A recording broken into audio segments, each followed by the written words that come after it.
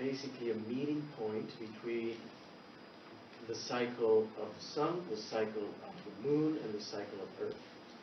So it's not a planet, it's a point, a meeting point, and I call it a portal, like through which energy is channeled.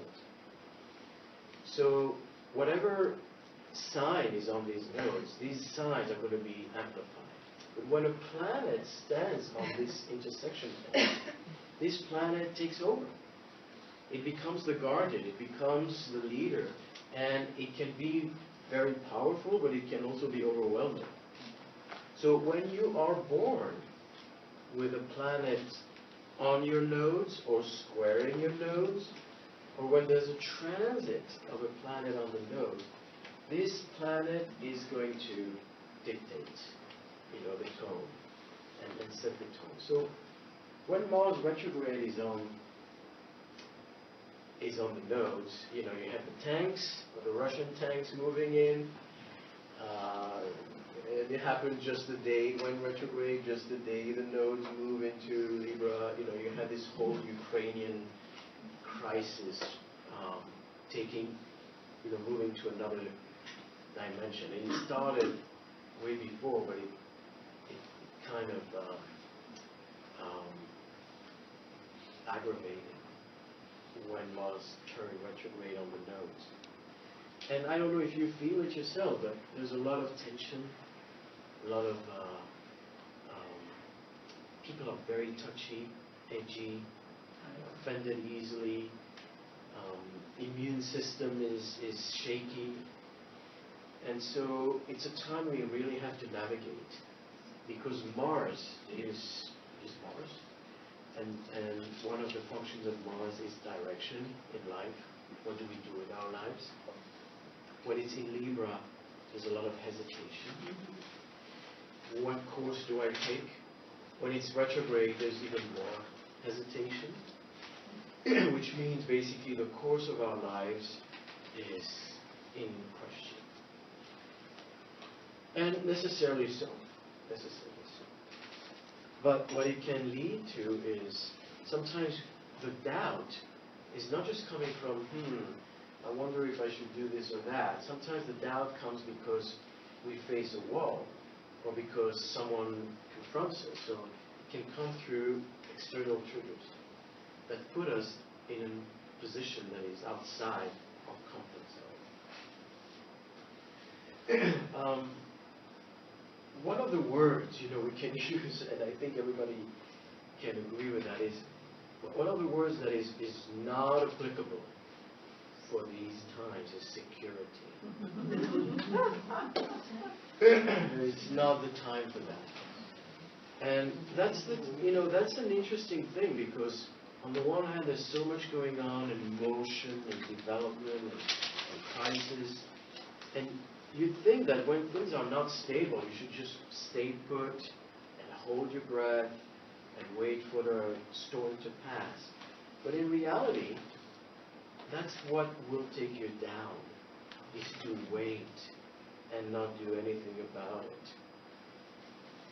Because this is such an intense energy cycle that if you're not in motion, if you're not riding this horse, it's going to drag you.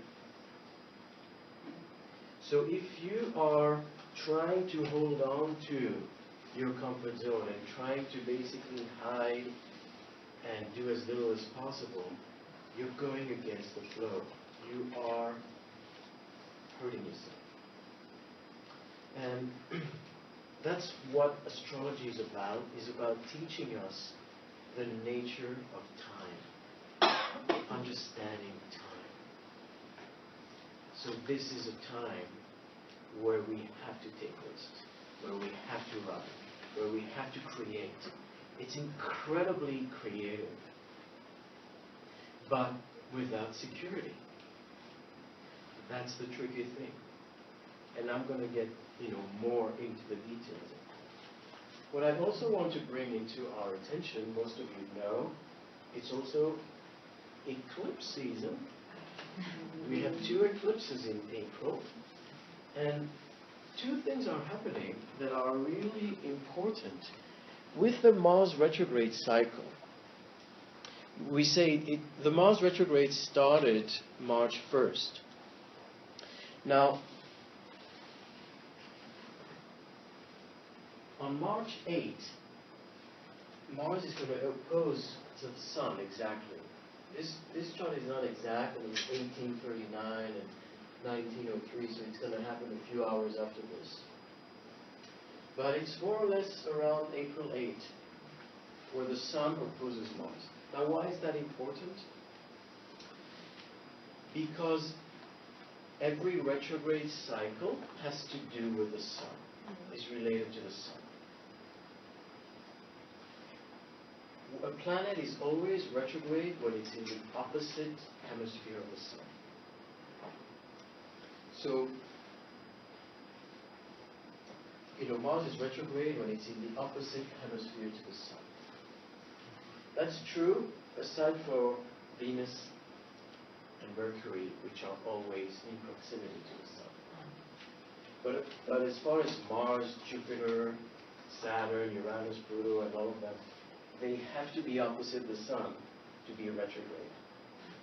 They actually begin the retrograde with a trine. The opposition to the Sun is the peak of the retrograde, and then they complete the retrograde with a second trine, more or less. It's not exact, but it's in the area. So why am I mentioning the opposition? Because that's the peak of the retrograde cycle.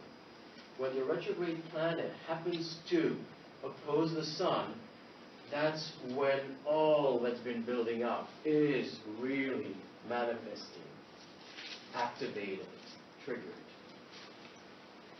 And when it's Venus and Mars, because they cannot oppose the Sun, they will conjunct the Sun. That's their peak.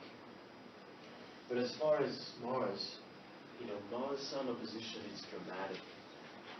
The person, what do you think of this, the peak of this retrograde period, Mars opposing Sun? What do you think would be, what is the message about? The collective versus the individual. In what way? I would say that something like the Ukraine conflict would come to more of a culmination because you've got climax. Exactly, because you've got the people in power, Sun, conjunct Uranus. It's even more intense because we think of Uranus being the revolutionary powers, but it can also be the elite. Absolutely. So it is basically bringing things to a certain climax. And Mars can be aggressive, can be war-oriented, and it's in Libra, Aries, which are also the traditional signs. The ruler of the Sun is Mars, in this case, because it's in Aries. The ruler of Aries is that Mars opposite. So, if you have a planet on that degree, it's going to be interesting. Especially with the ruler of Mars down with Neptune. Yeah, well, that's in a way a saving grace. And the other thing too, with Mars in detriment, instead of being a heroic, good quality expression, the vulnerability to being something harsh like war or hostile would be much more, I think, would be more likely. It could be, but I would think any Mars-Sun opposition is very intense and can lead to war anyway. But the fact that it's in Aries, Libra, and you bring the detriment, and I'll address that in just a moment. Yeah, in Taurus. Yeah. The thing that you want to understand is, okay, there could be war. I could be aggressed. Somebody could be very angry with me. The leader is going to face opposition. I'm going to think I'm going to go one way, and then another way is going to show up and disrupt all my plans. So Mars in Libra, in a way, is kind of opening many channels, but in a way that can be conflicting with my channel. I come with my Aries flag with my way, with my convictions, with my passion. And then I have opposition. So Putin may be this, even though he's a Libra, and we're going to talk about it. But any leader is going to be around the sun. And many leaders will face opposition. And fierce opposition, whether from other countries or from their people. Just a moment. But the interesting thing that is also worth mentioning is that the 18 degrees Aries is a powerful degree.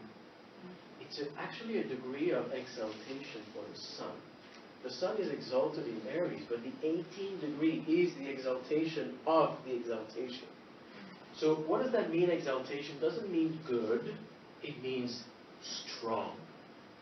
Strong in many ways. You know, you can create a masterpiece that day, or you can hurt yourself. Knock on wood. What I mean is, you know, we keep having symbols that add intensity,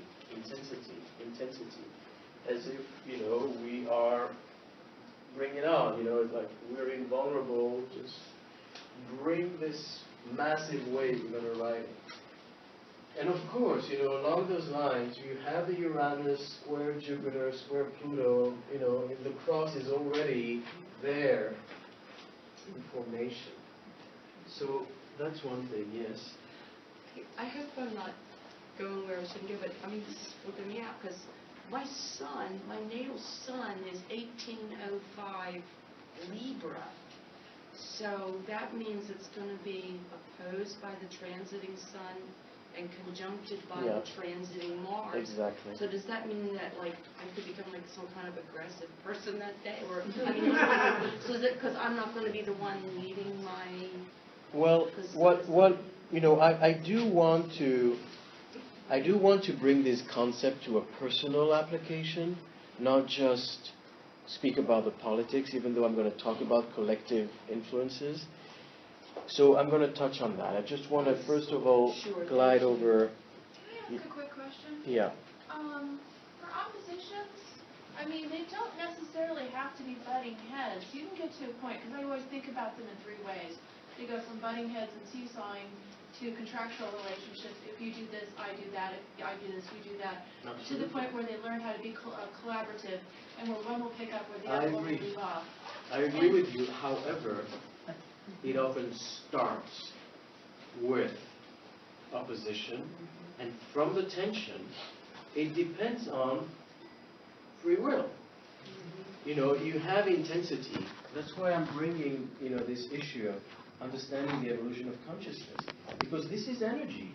This Mars opposition Sun doesn't say I have to bite, but it says this is, you know, this is the message. If you get it, you are going to be very creative. You are going to change yourself and your environment. You are going to create positive things and bring balance.